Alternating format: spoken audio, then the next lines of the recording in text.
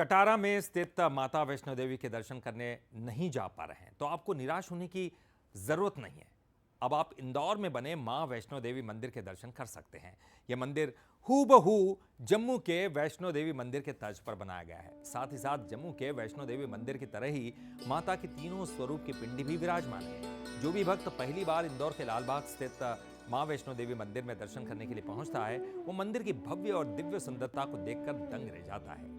रिहायशी इलाके में जम्मू के वैष्णो देवी मंदिर की तरह गुफा नुमा वैष्णो मां का दरबार हर किसी को आश्चर्य में डाल देता है। आप भी दर्शन कीजिए।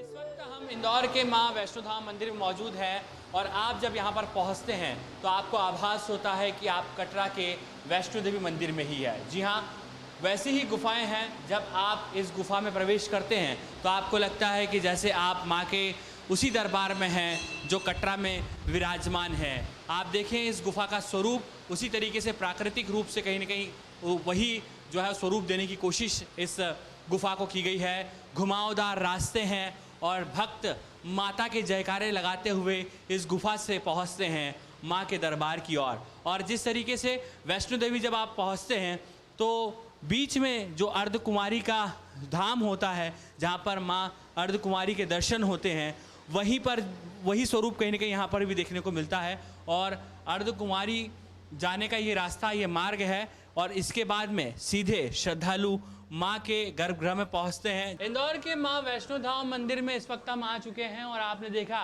किस तरीके से यहाँ पर जो गुफा बनाई गई है उसे प्राकृतिक स्वरूप दिया गया है। और इस वक्त हम पहुँच चुके हैं माँ के दरबार में, गर्भगृह में, जहाँ पर आप साफ तौर पर देख सकते हैं कि जिस तरीके से वैष्णो देवी मंदिर कटरा में साफ तौर पर जो माता जी के स्वरूप हैं, अलग अलग 3 पिंडियां हैं, उसी स्वरूप में यहाँ पर माँ विराजमान हैं।